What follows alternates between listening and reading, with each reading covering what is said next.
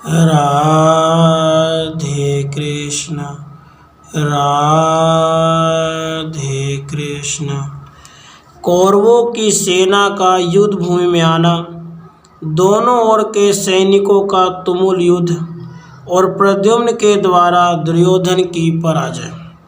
नारद जी कहते हैं, राजन, उसी समय जिनकी क्रोध अग्नि भड़क उठी थी, वे समस्त कौरव भी अपनी अपनी सेनाओं के साथ प्रद्युम्न का सामना करने के लिए निकले।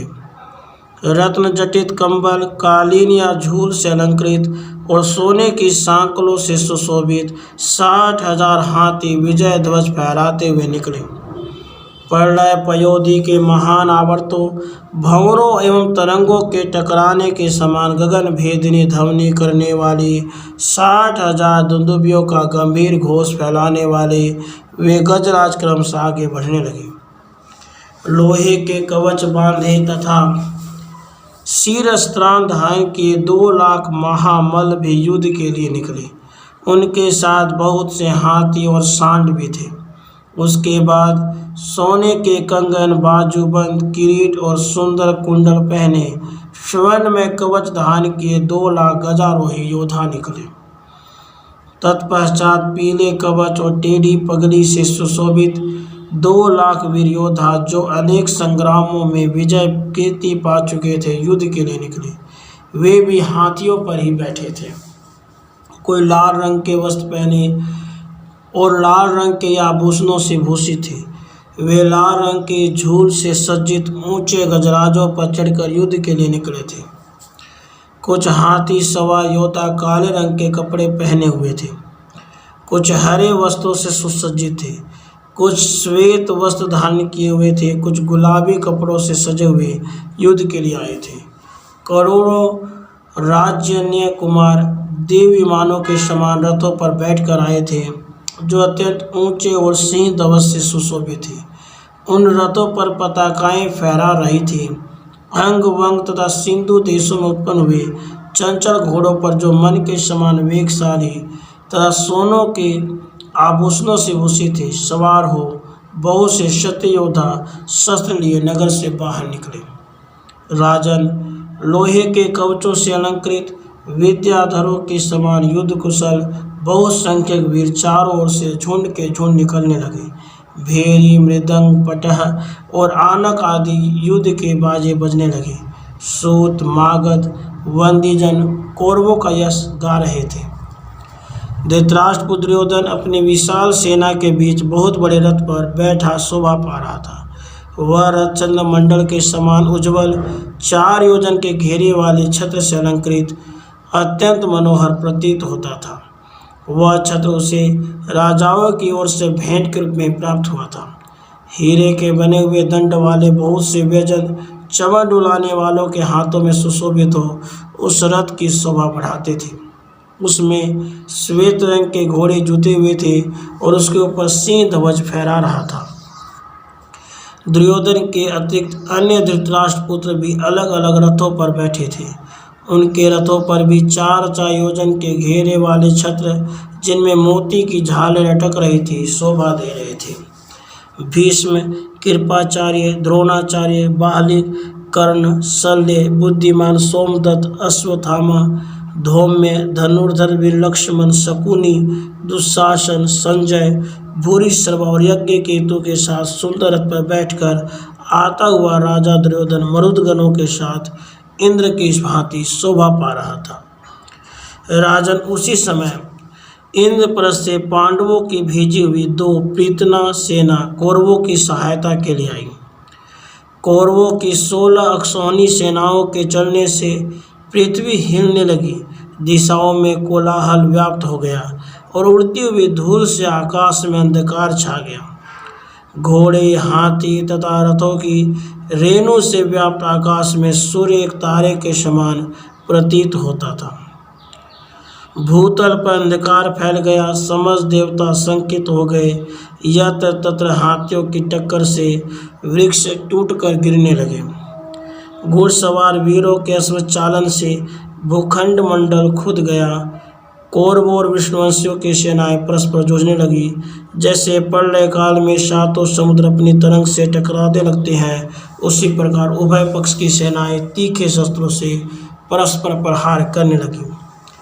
जैसे बाज पक्षी मांस के लिए आपस में जूझते हैं, उसी प्रकार उस युद्ध में घोड़े घोड़ों से, हाथी हाथियों से, रथी रथियों से, पैदल पैदलों से भिड़ गए। महावत महावतों से, सारथी सारथियों से, राजा राजाओं से रोषपूर्वक इस प्रकार युद्ध करने लगे मानो सिंह सिंहों से पूरी शक्ति लगाकर युद्ध कर रहे हो। तलवार, भाले, शक्ति, बर्छे, पटिस, मुदगर, गदा, मुसल, चक्र, तोमर, भिंदी पार, शतघ्नी, भुसुंडी और कुठार आदि चमकीले अस्त्र शस्त्रों एवं बाण समूहों द्वारा रोषावेश से भरे हुए योद्धा एक दूसरे के मस्तक काटने लगे। रणभूमि में बाणों द्वारा अंधकार फैल जाने पर धनुधरों में श्रेष्ठ प्रद्युम्न बारंबार धनुष की टंकार करते हुए दुर्योधन के साथ युद्ध करने लगे। निरपेश्वर अनिरुद्ध भीष्म के साथ, दीप्ति मान कृपाचार्य के साथ, भानु द्रोणाचार्य के साथ, साम बाली के साथ, मधुकर्ण के साथ, वृद्धभानु शल्य के साथ भिड़ गए। मैथिल श्री कृष्ण के पुत्र चित्रभानु बुद्धिमान सोमदत्त के साथ, वृक अश्वत्थामा के साथ, अरुण धौम्य के साथ, पुष्कर दुर्योधन पुत्र लक्ष्मण के साथ, कृष्ण कुमार वेदबाहु उस महायुद्ध में शकुनी के साथ, श्रीहरि के पुत्र श्रुतदेव समरांगन में दुशासन के साथ, सुनंदन संजय के साथ युद्ध करने लगे। राजन गद विदुर के साथ, कृतवर्मा भूरिश्रवा के साथ और अक्रूर यज्ञ केतु के साथ संग्राम भूमि में लड़ने लगे। इस प्रकार दोनों सेनाओं में परस्पर अत्यंत भयंकर युद्ध छिड़ गया। श्री कृष्ण कुमार प्रद्युम्न ने दुर्योधन की विशाल सेना को अपने बाण समूह द्वारा उसी प्रकार मत डाला जैसे वाराह अवतारधारी भगवान ने प्रलय काल के महासागर को अपने दाढ़ से विशुद्ध कर दिया था। बाण से विदीर्ण मस्तक वाले हाथियों के मुक्ता फल आकाश से गिरते समय ऐसी शोभा पा रहे थे मानो रात में भूतल पर तारे बिखर रहे हों। मैथिलेंद्र प्रद्युम्न ने अपने बाणों से उस महासमर में सारथी रथी एवं रथों को उसी तरह मार गिराया जैसे वायु अपने वेग से बड़े बड़े वृक्षों को धराशायी कर देती है। उस समय दुर्योधन बार बार अपने धनुष को टंकारता हुआ वहां पहुंचा। उसने उस युद्ध में 10 बाणों को प्रद्युम्न पर छोड़ा, किंतु यादवेश्वर भगवान प्रद्युम्न ने उन बाणों को अपने ऊपर पहुंचने के पहले ही काट गिराया। तब दुर्योधन ने पुनः प्रद्युम्न के कवच को पर निशाना बनाकर सोने के पंख वाले 10 सहायक चलाए। वे सहायक प्रद्युम्न के कवच को विदीर्ण करके उनके शरीर में समा गए। तत्पश्चात सहस्र बाण समूहों द्वारा प्रहार करके धृतराष्ट्र के पुत्र महावीर दुर्योधन ने प्रद्युम्न के रथ के सहस्र घोड़ों को मार डाला। फिर 100 बाणों से प्रत्यंचा सहित उनके उत्तम धनुष को भी खंडित कर दिया। प्रद्युम्न उस रथ को त्याग कर तत्काल दूसरे रथ पे जा बैठे।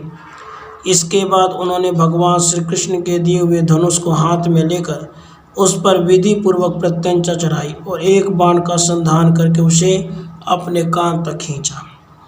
फिर बाहुदंड के वेग से उस बाण को दुर्योधन के रथ के नीचे धंसा दिया।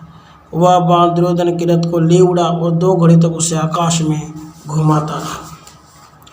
उसके बाद जैसे छोटा बालक कमंडलू को फेंक देता, उसी प्रकार उस बाण ने दुर्योधन के रथ को आकाश से नीचे फेंक दिया। नीचे गिरने से वह रथ तत्काल चूर चूर हो गया। उसके सभी घोड़े सारथी सहित मृत्यु के ग्रास बन गए। महाबली धृतराष्ट्र तत्काल दूसरे रथ पे जा बैठा। उसने 10 सहायकों द्वारा युद्धभूमि में प्रद्युम्न को घायल कर दिया।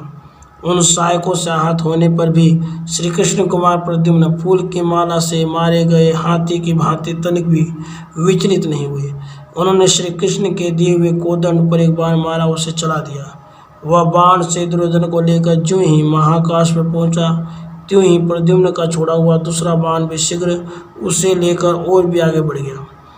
तब तक तीसरा बाण भी वहां पहुंचा। उसने अश्व तथा सारथी सहित उस रथ को लेकर राज मंदिर के आंगन में आकाश से धृतराष्ट्र के समीप इस प्रकार लापटका मानो वायु ने कमल कोष को उड़ाकर नीचे डाल दिया हो।